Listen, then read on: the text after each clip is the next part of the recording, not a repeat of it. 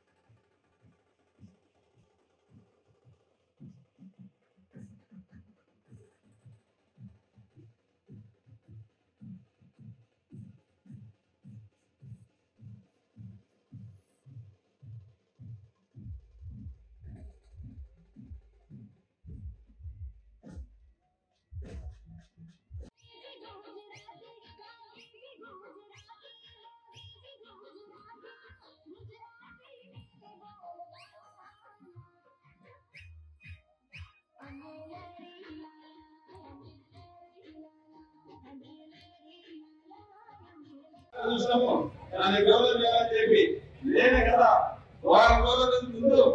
అక్కడ ప్లేస్ కనబడడం జరిగింది. ఖచ్చితంగా 25 లక్షలు కాదు,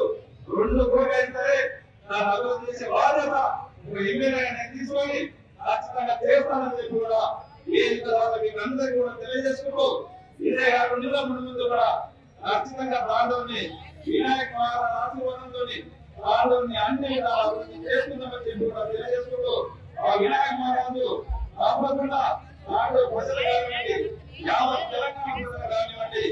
ఆయన ఆరోగ్యాన్ని మంచి మాట్లాడే విధంగా విధంగా ఖచ్చితంగా ప్రభుత్వం దర్శిస్తున్నాయని చెప్పి కూడా కోరుకుంటూ, నాకు అవకాశం ఇచ్చినటువంటి హిందూ కమిటీ సభ్యులకు మనస్ఫూర్తిగా ధన్యవాదాలు తెలుపుకుంటూ, ఇంకా అధికారులు కూడా 5 రోజుల నుంచి పోలీసు డిపార్ట్మెంట్ కానివ్వండి, రెవెన్యూ డిపార్ట్మెంట్ కానివ్వండి, ముఖ్యమంత్రి ఈ విధానాన్ని మన సొంత కార్యక్రమం సొంత బిందుంటే కానీ